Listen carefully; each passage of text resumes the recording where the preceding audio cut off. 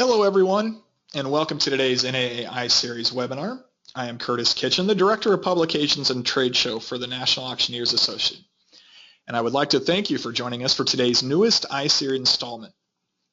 iSeries is a free informational webinar series produced by the NAA in order to share auction industry knowledge and insight with NAA members and the general public. We are excited to present today's topic on turning prospects into sellers, but before we do, we want to share more with you about NAA. Headquartered in Overland Park, Kansas, NAA is the world's largest association dedicated to auction professionals and represents the interest of thousands of auction professionals in the United States and across the world. NAA is dedicated to providing educational programming and resources to help members advance themselves professionally. NAA members are an active, thriving, trend-setting group who abide by a strict code of ethics and belong to a worldwide network of peers, buyers, and sellers. The NAA's mission is to provide critical resources to auction professionals that will enhance their skills and successes, and its vision is that NAA members are the preferred auction professionals used in the marketplace. Among resources provided is the iSeries, and today's session will be presented by distinguished auction veteran Shawn Terrel. Serving as the head of United Country Auction Services, Shawn has more than 25 years of auction management and professional bid calling experience in the industry. He has served as the director of the National Auctioneers Association Board of Directors and is past chairman and president of the Oklahoma State Auctioneers Association. He has been crowned a champion auctioneer in multiple states during his career, and he's recognized as one of the industry's authorities on conducting auctions, which incorporate internet auction and accessibility technologies involving online auctions and live internet simulcast. Over the years, he has conducted thousands of auctions, with highlights exceeding $72 million in a single sales event. Shawn is a graduate of the NAA Certified Auctioneers Institute and holds the NAA Accredited Auctioneer Real Estate designation. He is a graduate of the Missouri Auction School and the Texas Auction Academy, where he is a certified instructor. He holds a real estate broker's license and an auctioneer's license in multiple states, and is also the co-owner and chief operations officer of Mineral Marketing LLC, a nationwide oil and gas mineral and asset marketing firm. With that extensive background and wealth of experience, we are pleased to be joined by Shawn today. Before his presentation begins, please note that you may take part in the conversation. Type and submit your questions at any time during the presentation, and we will get to as many of them as we can during our Q&A period. After that, we will also ask that you please take part in a very short 3-question poll as well. With that, Shawn, we thank you for joining us here today, and the floor is yours. Well, I thank you, Curtis, and the National Auctioneers Association for the opportunity to speak to you this afternoon. We've got kind of an interesting topic, I think, today, because moving the ball or advancing the ball forward with a prospect and converting them into a seller is such a critical component to actually being able to do what we do in the auction and the real estate business, the listing and selling process. And there's a lot of people that build friendly relationships. They build, over the years you kind of build rapport with people, but you never formally convert them into a seller. And we're going to give you 6 kind of easy coaching steps for success in this challenge out there, this process, if you will, turning the prospect into the seller. So without any further ado, I want to dive right in. We've got obviously this the training series out here has limited time on it to keep people on the webinar, so we'll keep this moving forward. The very first thing that we want to talk about in that process of turning a prospect into a seller is making sure to set reasonable expectations. When you're setting reasonable expectations, there's very little room for disappointment in that equation. So one of the things that we'll talk about this afternoon is moving a prospect to a seller or a client. You may hear us call them a client in real estate, in the auction business, sellers a lot of times for personal property, for merchandise, but when your customer becomes your client in real estate, it takes on a different meaning. It can happen fairly quickly, or it can take several years, and that's an important note, I think, for our viewers this afternoon to realize. Your sellers, a lot of times, it may take several years out there to actually convert them from a prospect to a seller. An example of that is a rather large opportunity, a ranch opportunity in Texas that we're taking to auction right now in May, and it's taken over a year for us to work with that prospect and to get them into position to be a good auction seller. So be patient and make sure that you're setting the stage out there for a successful event instead of trying to force that square peg in that round hole. The second thing that I would talk about is prospects do not always know what they're looking for when they ask you about an auction or they're asking an auctioneer for your services.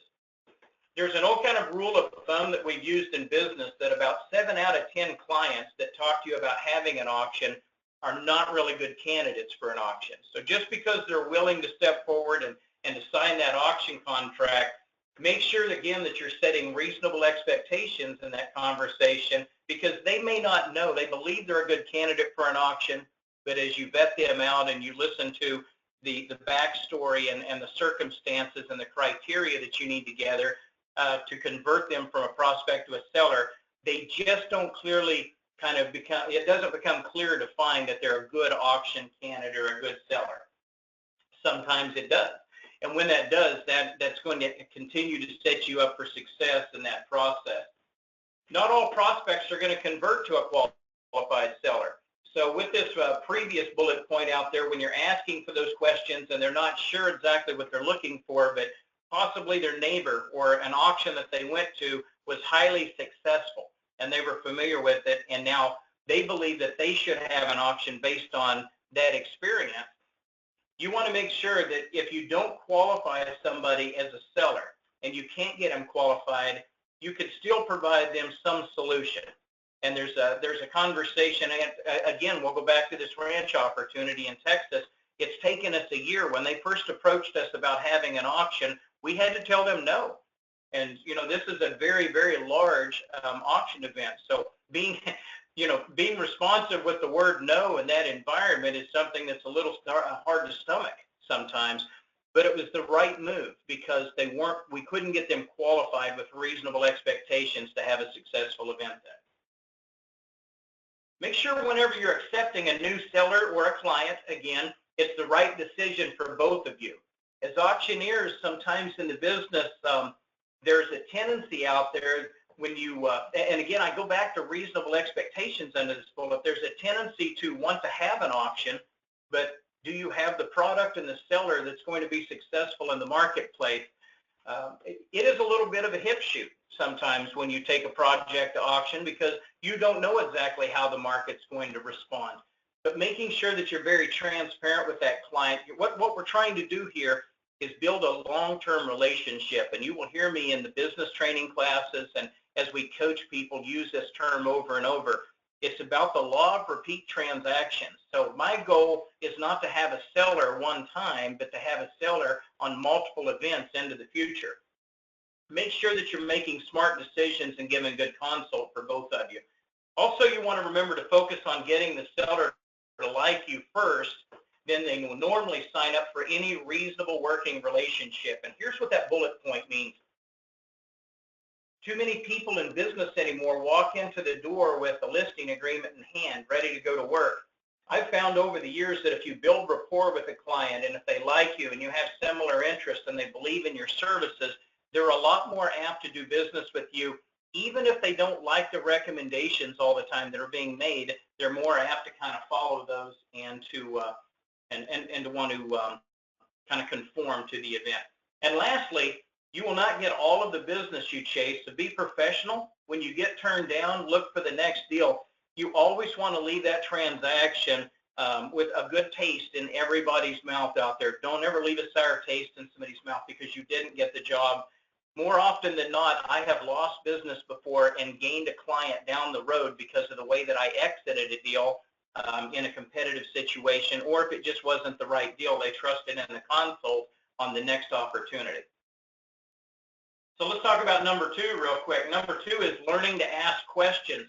And we're going to dive a little bit deeper in this here in just a couple of slides, but it's almost like being a 6-year-old again. Why not, and how come? And we're going to be asking questions. This is an old adage in business: is God gave you one mouth and 2 ears. And the purpose behind this statement is you should listen more than you speak in a conversation. In business training, the term, if you've heard this before, show up and throw up, that just means that you show up with your presentation locked and loaded and you talk for 15 minutes or for 30 minutes without the client ever telling you anything about their project. That is the wrong approach out there in a listing presentation in business. Asking questions forces the client to engage with you in conversation. It helps them open up much quicker, and they're going to be a lot more. Responsive. They're going to give you elements, and they're going to give you instruction in their conversation out there that's going to be vital to the success of that relationship. And that relationship ultimately could be an auction event for them, real estate, personal property, or otherwise. You're going to go to work for this person. You should get to know them and their circumstances. They need to do most of the talking in that conversation. Also, letting the client take the verbal lead. It's a great way to build rapport, and it gets the client to engage with you. Even people that are tight-lipped, that don't like to talk that much, you would be surprised when you can find something they're interested in. If you almost play a little bit dumb in the listing conversation and ask them questions about something that's of interest to them, it's a great way to get a person internally to open up to you. So learning to ask questions under number 2 is going to be extremely important in the equation. And again, we talk about the avoiding the show up and throw up presentation. Don't walk into the door with your listing presentation already locked and loaded and just try to go to work immediately. Let a person have a chance to respond and get to know you and have a good conversation and trust you, and then most of the time they'll do anything you ask them to do. Number 3 is make sure you can provide what the prospect needs, and this is so important in today's business. Make sure that you understand what your prospect or your potential client is asking for and that you can provide it. If you don't provide the solution that they need, have a solution for them. Have a recommendation. If they have maybe very, very high-end collectible in a certain category and you do not have a background or history in that, partner with somebody that does. Have a solution that's going to make that event prosperous for all of you involved, and including your seller. If you can serve their needs, be able to discuss the past experience and reference some similar projects with the prospect. If you do have the qualifications and you can leverage those and say, we've actually sold quite a few of these antique tractors or high-end firearms or this type of commercial property, you'll want to leverage those in the conversation to build their trust and to make sure that they understand that you know that market and you understand that market and have a way of servicing those needs. In the event you cannot help the prospect with their needs, make sure and always provide them a solution. I will tell you, in business, that is the quickest way to earn repeat business. I've had people that have called me before that I never had the auction, the first or second auction for, because it was not a good fit for us, but they call us to find them a solution. And eventually, those kind of clientele, if they're good referral networks, they'll have something that you can sell. Number 4 is be busy, even when you're not. Remember, people want to work with a busy person, and this really stands true in business. Perception sometimes is the rule. So drip marketing, something that if we have a lead or a prospect out here we're trying to convert to a seller, we need to stay in front of them. We call it drip marketing a lot of times when we have other events or newsworthy articles or press releases. We will purposely keep that in front of that client or that prospect out there while we're converting them to a seller client. So it's important to drip market and to keep your company out there in front of them. Also, during verbal communication, I want you to position the conversation around other activities you have going on, but not to the point that their project's not important. So you can sometimes become too busy, and I've learned this lesson the hard way, where you said, oh, we're just completely strung out right now. We've got this project going on and this one, and at the end of the conversation, when we've had, I think, a good conversation and we've shown our experience, the client said, it seems like you're pretty busy right now for my project. If that's the case, be honest with them. Make sure if you're going to commit to something, you have the time to allot towards it. But with the same token, if you're trying to list their project and you do want to take it on, don't seem like you're too busy for that project. That could be a fatal mistake. Also, if the client goes cold on you, try to reheat the relationship with news about other projects you're working on. And this goes back to drip marketing, but it also goes back to industry news. If you're a little bit dry in your company right now, you don't have a lot of business going on, the National Auctioneers Association is constantly writing news articles and press releases. They're featuring things that are going on in the industry. Remember, don't treat your clients or customers or prospects out here like they're auctioneers or know this industry. If you're delivering information to them about the auction industry and things that are going on, you will be the subject matter expert in their mind, and you're going to be on their speed dial when they get ready to move forward. But you need to stay in front of them. Get the advances, number 5. Believe it or not, this is it's amazing that this technology and kind of this spin selling technique that I'm going to talk to you about is revolutionizing a lot of listing presentations. Does your prospect know what the next step is? And this is kind of interesting that we've been training this in our sales team across the nation out here for selling franchises and listing auction projects and listing real estate. Spin selling, you're going to see the book at the bottom. The last bullet in here is going to tell you to read this book.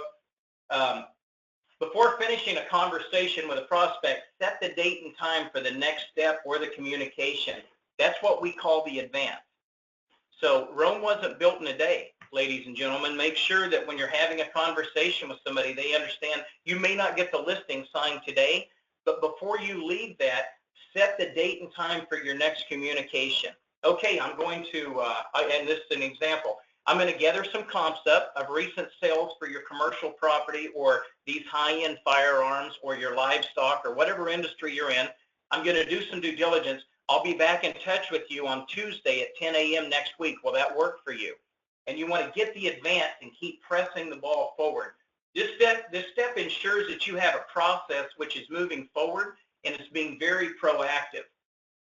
You also want to make sure to put the next communication or duties to be completed on your calendar. Above all, follow up with that prospect. Absolutely meet with them when you say that you're going to meet with them. And lastly, I want you to read this book called Spin Selling. It will change the way that you look at your listing presentations dramatically. It goes all the way back to that slide about God giving you one mouth and two ears. Jimmy Dean Coffey uses that term, and I love it because that's exactly how we're equipped as individuals. That's the equipment we bring to the table. Let's listen more than we talk, and let's ask drilling questions to steer that conversation in the direction that we want it to go. Here's the last one that I'll leave you with, and it's bullet number 6 is ask for the sale. This step is the most often missed and by far and away the most important.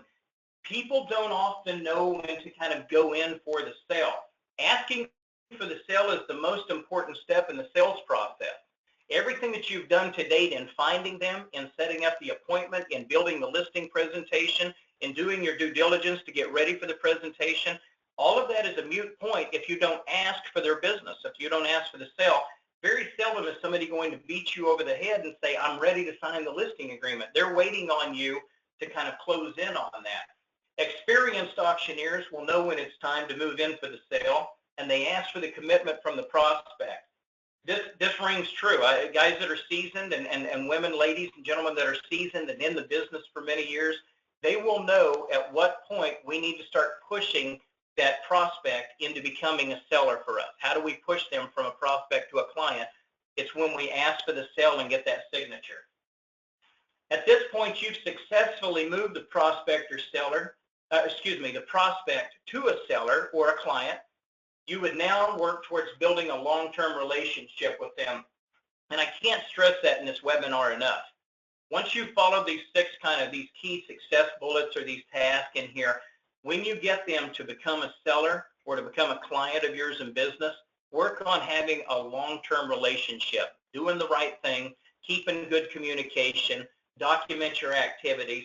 Even in an unsuccessful sale, if it doesn't meet what the previous expectations were, you can have a lot of repeat business out of that client by covering those bases and making sure that they were informed and they were prepared for what they received out there, even in a marginal market the day of the sale.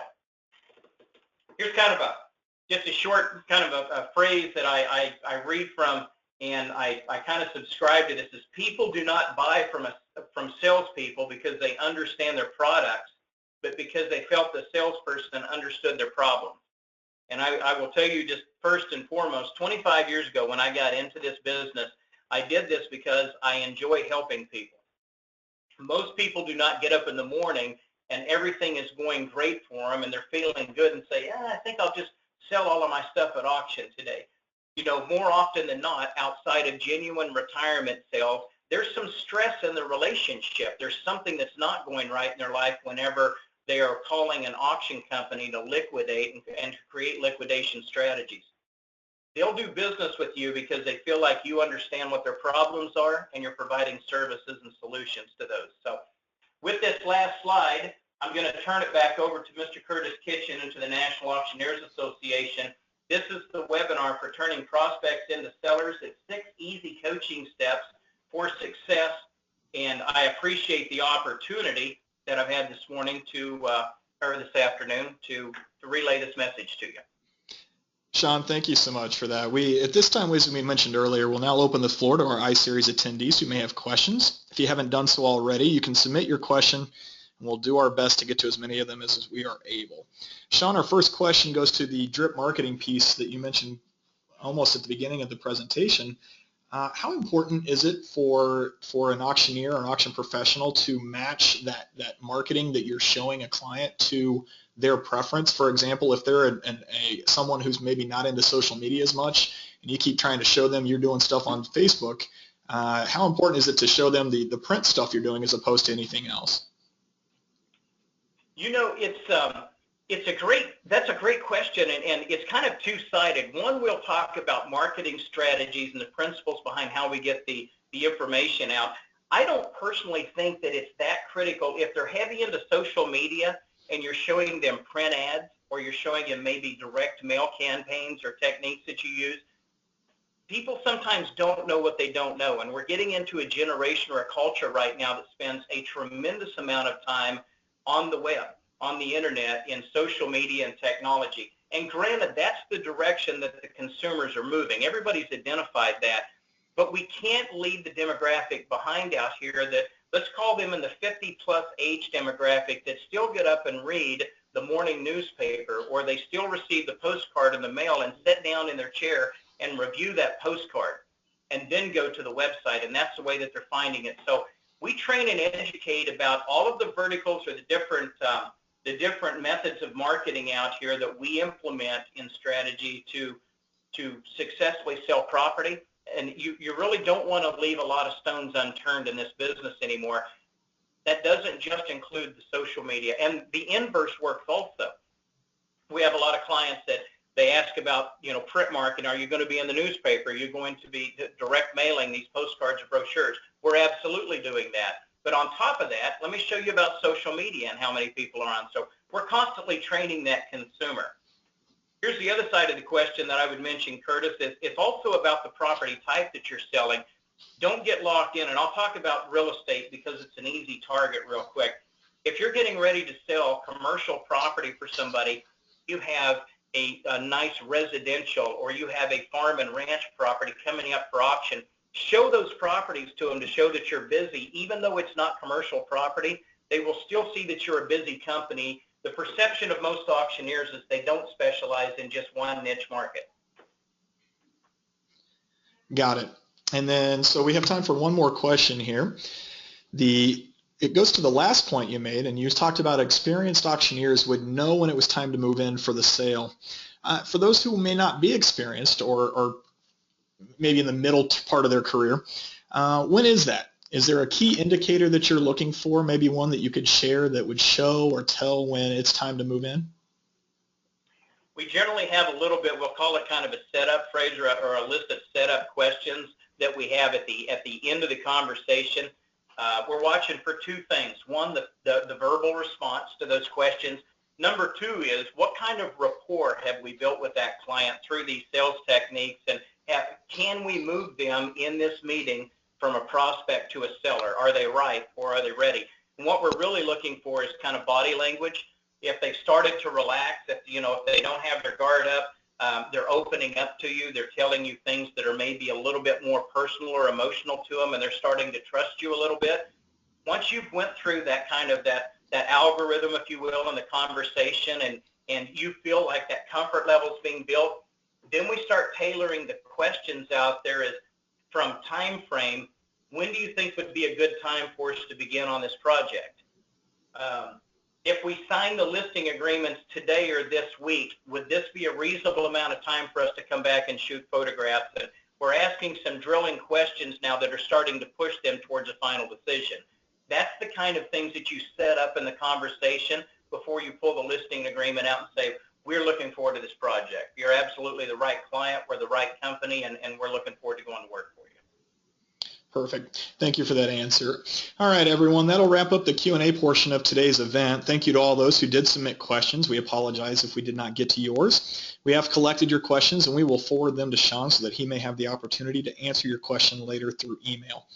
It's now time for you to give us feedback on today's session, so please see the poll on your screen and answer the questions as they appear. We are going to move through these fairly quickly, so please answer as swiftly as you are able. Your first question of 3. I learned something today that I will use or look for that I will use to look for future clients. And it's a really quick yes, maybe, or no. Again, your question, I learned something today I will use to look for future clients. We'll give you just a few seconds here to answer that.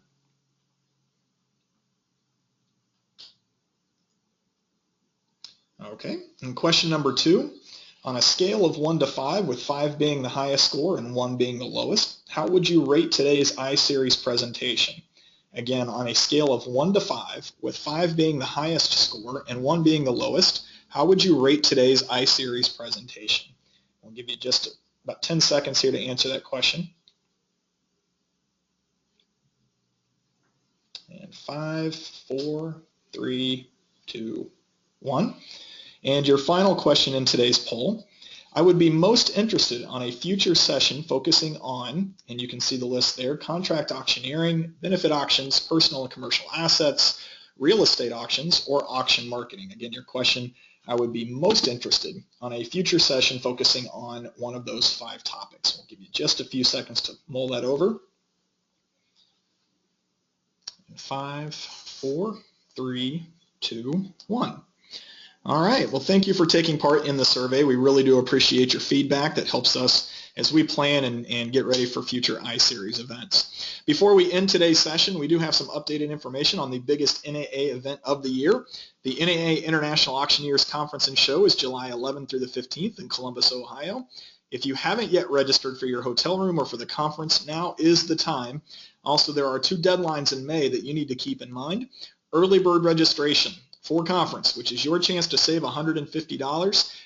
You need to register before May 17th. That is the early bird deadline, and that is your chance to save $150 on conference and show registration. So you need to do that before May 17th.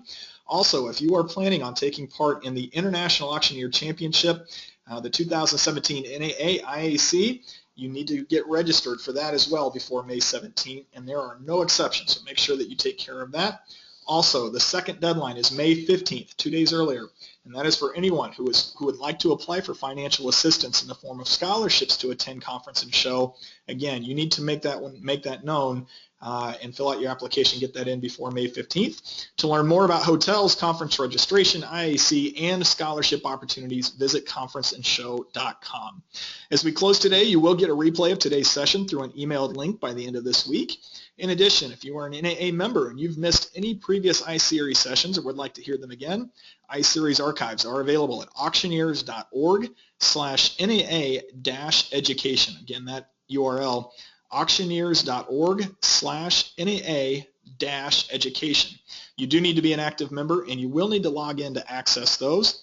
And finally, our next iSeries webinar will be Wednesday, June 7th at 2 p.m. Central, when we dive into any national legislative updates and potential effects they may have on the auction industry. So we'll take a look at some advocacy things at that point. Again, that is on Wednesday, June 7th at 2 p.m. Central. We will send you specific information on that in the near future. That's going to wrap it up for today's iSeries. We thank you again for taking part in today's NAA iSeries event. It concludes the webinar. Have a great early spring day. Hopefully it's not raining where you are like it is here. Remember that the NAA iSeries exists because it's about you, and have a great afternoon.